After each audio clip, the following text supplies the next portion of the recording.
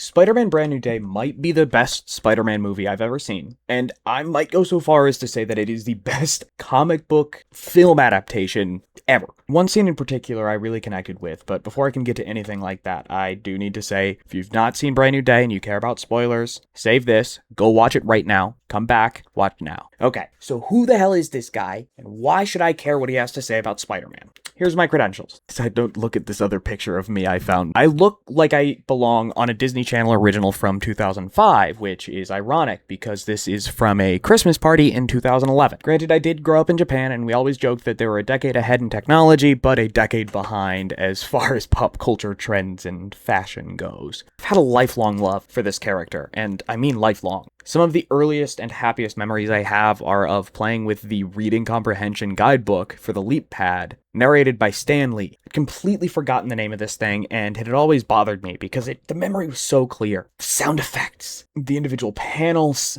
Look at this one of him fighting Doc Ock. I found it again while I was writing the script, along with this video demo by Tech World. I'm pretty sure that this first grade reading book belonged to my older brother, which means that Stan Lee taught me to read when I was like 4 years old. I mean, truly, at every step of my life, Spider-Man's taught me something. Then it was reading. I then grew up on the Tobey Maguire movies, and I absolutely adore them. They're awkward, and sometimes they age a bit like a bottle of heavy cream left outside on a Texas summer day, and they also contain probably the best Spider-Man villains of all time. Nope, not you. Sorry, go back to that 2000s show. We don't need you, man. Okay, you can stay, if only for how insane Topher Grace's performance is in this movie. Look at how often he introduces himself in full, and for praying to God to kill Peter Parker. Not Spider-Man. He wasn't a villain yet. Dude just wanted to kill a fellow freelance photographer because he got caught altering pictures to be sold to a newspaper. Eddie, that picture is literally illegal to print in the news. You can't publish that, Eddie. You absolute sausage. And then when I wasn't quite a teenager, The Amazing Spider-Man came out. Yep, this is the guy who saw The Amazing Spider-Man in theaters. I loved Andrew Garfield's movies, and despite how rough some of the villains were in the second movie, every other part of that movie is absolute perfection. His presence as Peter was so great in the first movie. Sure, he was cool, but as somebody who went to high school in the mid-2010s and saw people like that, that's the perfect socially outcast, brilliant teenager. He's involved, and people make an effort to engage with him. And, it's because of his talents and his intelligence, but his awkwardness keeps a barrier between him and real connection. They're all friends with him. They all know him. People like him, but that's it, Like, it's a shallow connection he has with these people. And on top of that, the action sequences are just phenomenal. I mean, the opening to TASM 2, the crane swinging in TASM 1, the lizard fight in the high school in TASM 1. Oh my god, the electro dubstep fight in TASM 2. It's just so fun, and it's so campy, which makes it absolutely perfect. And then, Civil War. 2015 rolls around, and Tom Holland is announced as the new Spider-Man. I've moved on from the clothes I wore that time. I was an extra on Hannah Montana, and I'd since become an awkward teenager who just happened to be the exact age of this new Peter Parker. Peter in Civil War is just outstanding. And while the Home trilogy leaves people quite mixed, I really, really enjoy them all. Homecoming is an outstanding start. Michael Keaton's Vulture is phenomenal. I can't get over that scene in the car still, to this day. And while Far From Home is by no means the best, it does itself a lot of justice in the cinematic creativity of some of the fight scenes against Mysterio. No Way Home is a bit of a cameo slop fest, but I think it's a cameo slop fest done well.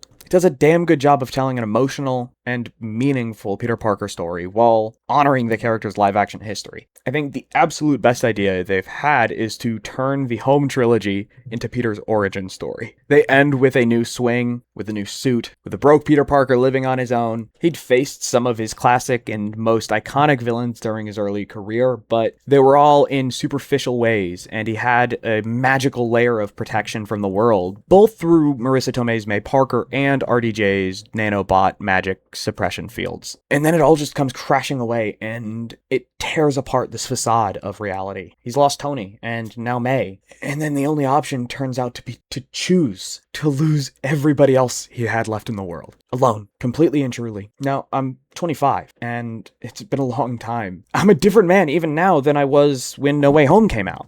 And don't even get me started on how much I've changed since the other movies. Brand New Day starred starts with this version of Peter, and I cannot ever express how much I love this movie. He's a recluse.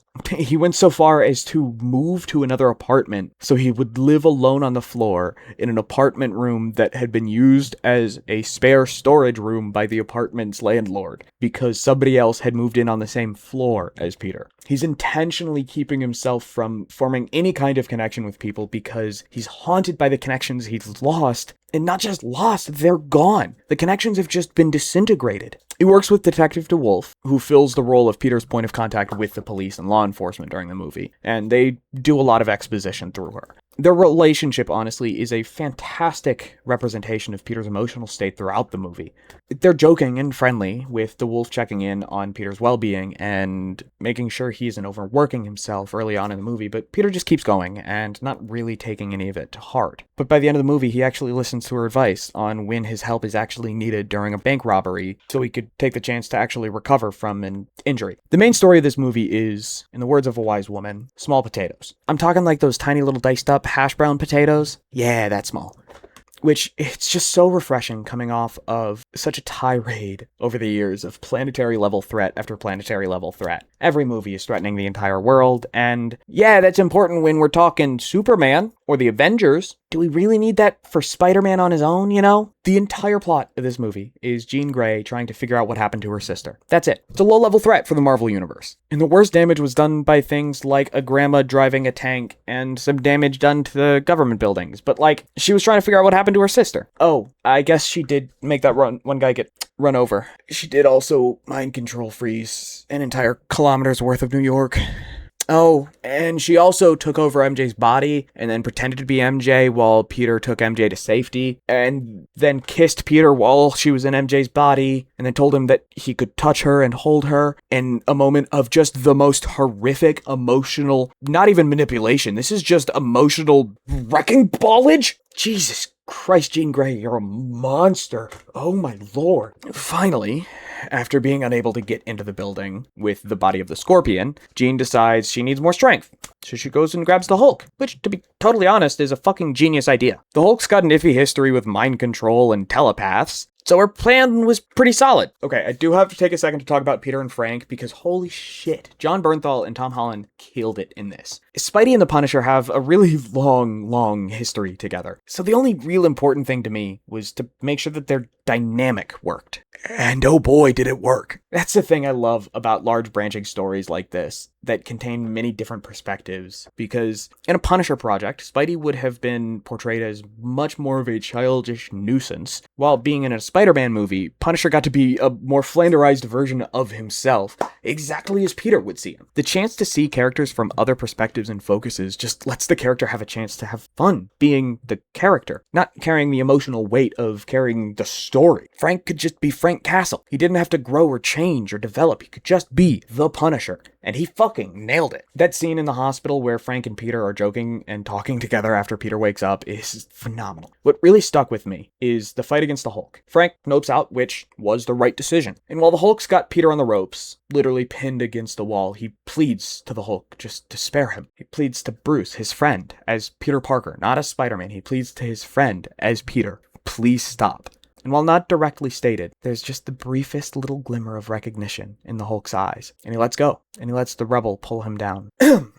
Okay, so while none of that is canonized to the MCU, the Hulk being hinted at as one of the few individuals who might remember Peter and then choosing to let himself fall and turn back to Banner is just beautiful. Like anything, this movie has its flaws, but between the action pieces, soundtrack, and the emotional and practical storytelling, this movie instantly tops the chart for me, both as a Spider-Man movie and just as a comic book movie. There's so much to talk about, which is just a testament to how good this movie is. Jean being introduced and a story about the way that powered individuals are treated both within and without of the in-group. Some are being taken and controlled, others are being killed and imprisoned, while still others are just simply vanished one day without any explanation. Others are experimented on. And then the presence of so many iconic Spider-Man villains as world-building backdrops is really outstanding. And I think it's how most superhero movies should work. Like with the Justice Gang in Superman. Not like Batroc the tactical mercenary from Winter Soldier. It hints at so many more stories to be told while also keeping the movie from feeling too isolated in a void like some superhero movies sometimes do.